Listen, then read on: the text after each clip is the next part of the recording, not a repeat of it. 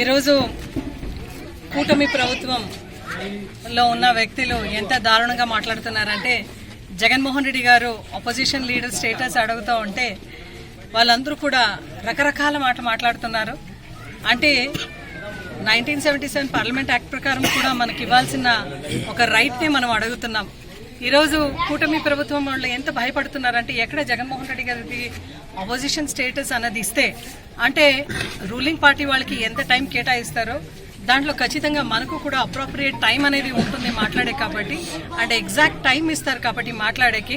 జగన్మోహన్ రెడ్డి గారు ఈరోజు ఆంధ్రప్రదేశ్ రాష్ట్రంలో బయటనే ఎంతగా మాట్లాడుతున్నారు, ప్రజల తరపున పోరాడుతున్నారు. అదేవిధంగా ప్రజల సమస్య ఎక్కడెక్కడ ఉంది అక్కడక్కడ మనం అపోజిషన్లో ఉన్నా కూడా దాన్ని అన్నీ కూడా రూలింగ్ పార్టీ వాళ్ళు కరెక్ట్ చేసుకోమని చెప్తున్నాము.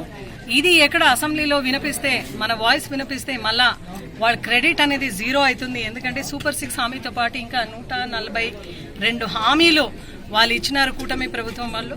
అయితే అసలు ఎక్కడ కూడా దాన్ని పరిపూర్ణంగా అమలు చేయాలా అనేది కూడా ఎగ్జాక్ట్ ఫిగర్స్ అండ్ నంబర్స్ కూడా ఇంతవరకు కూడా బడ్జెట్ అట్ గ్లాన్స్ కానీ బడ్జెట్లో కానీ వాళ్ళు పెట్టడం జరగలేదు. గత ప్రభుత్వంలో చూస్తే నిజంగా బీసీ, ఎస్సీ, ఎస్టీ, మైనార్టీస్ వాళ్ళందరికీ కూడా ఒక సింహభాగం ఇచ్చినాము. ఈరోజు నిజంగా వాళ్ళందరికీ కూడా పరిపూర్ణమైన న్యాయం జరుగుతుంది వెనకబడిన కులాలకి అనేది మాకు నమ్మకం లేదు. మనము అపోజిషన్ స్టేటస్ కోసము అక్కడ పోరాడుతుంటే పవన్ కళ్యాణ్ గారు చాలా దారుణంగా ఈరోజు ఆయన మాట్లాడుతున్నారు. అపోజిషన్ స్టేటస్ జగన్మోహన్ రెడ్డి గారికి రావాలంటే జర్మనీకి పోవాలని మాట్లాడుతున్నారు. ఎందుకు పవన్ కళ్యాణ్ గారు ఇట్లా మాట్లాడుతున్నారు అసలే మనకు తెలీదు. పవన్ కళ్యాణ్ గారు, మీకు ఈరోజు మేము వైఎస్ఆర్సీపీ పార్టీ తరఫున ఒకటే మాట తెలియజేసుకుంటున్నాము. మీకు 6% ఆఫ్ ఓటు షేర్ ఉంది, మాకు 40% ఆఫ్ ఓట్ షేర్ ఉన్నాం. అంటే we are the single largest opposition party in Andhra Pradesh. ఈరోజు మన హక్కును మనం అడుగుతున్నాము. దయచేసి ఏదో రాజకీయం చేయాలని, ఏదో మాట్లాడాలనే మాట పవన్ కళ్యాణ్ గారు నిజంగా మాట్లాడకూడదు. మీరు ఏదైతే ఎలక్షన్కు ముందు చెప్పినారు, మేము 14 లక్షల కోట్ల అప్పు చేసినాం అనేది, అది ప్రూవ్ చేయండి మీరు. అదేవిధంగా 30,000 అమ్మాయిలు మిస్ అయినారు. గవర్నమెంట్ వచ్చిన వెంటనే ఆ అమ్మాయిలు ఎక్కడున్నారో వాళ్ళందరినీ కూడా ఉడికి తెచ్చి మళ్ళీ న్యాయం చేస్తామంటున్నారు మీరు. నో, ఇంతవరకు మీరు చేయలేదు. దానిపైన ధ్యాస పెట్టండి. ఈరోజు చంద్రబాబు నాయుడు గారు చెప్తున్నారు వైఎస్ఆర్సీపీ క్యాడర్ కానీ లీడర్స్ కానీ డైరెక్ట్గా ఇండైరెక్ట్గా పనిచేయొద్దు అని ఆయన చెప్తున్నారు. దాన్ని కరెక్ట్ చేయండి పవన్ కళ్యాణ్ గారు. మీరు దాని గురించి మాట్లాడండి. అది తప్ప మీరు జగన్మోహన్ రెడ్డి గారి గురించి విమర్శ చేసే హక్కు ఖచ్చితంగా మీకు లేదు. ఎందుకంటే జగన్మోహన్ రెడ్డి గారు ఎప్పుడైతే ఆయన వచ్చినారో, రాజకీయాలకు వచ్చినారో, తన స్వంత పరిశ్రమతో, తోల్బలంతో ఆయన ఈ పార్టీని కట్టినాడు. ఈ పార్టీ ఒక ఫౌండేషన్ క్రెడిబిలిటీ, ఈ పార్టీ ఒక ఫౌండేషన్ అనేది ఒక విశ్వసనీయతతో కట్టినాం. ఎందుకంటే ప్రతి ఒక్కరికి కూడా ప్రాంతాల అతీతంగా, పార్టీల అతీతంగా, కులాల అతీతంగా ఎవరైనా ఈ ఆంధ్రప్రదేశ్ రాష్ట్రం చరిత్రలో ఇచ్చినారు అంటే ప్రతి ఒక్కరికి సంక్షేమము అది మన జగన్మోహన్ రెడ్డి గారే. దయచేసి ఆయన గురించి చిన్నగా మాట్లాడడం కానీ, విమర్శ చేయడం కానీ అవన్నీ కూడా మీరు మానేసి, గత ప్రభుత్వం, జగనన్న ప్రభుత్వం అనేది మీరు మానేసి మీ ప్రభుత్వంలో మీరేం చేస్తున్నారు చెప్పండి. ఇప్పటికే రెండవ బడ్జెట్లో మీకే క్లారిటీ లేదు. మీకు అసలు ఒక క్యాలెండర్ లేదు.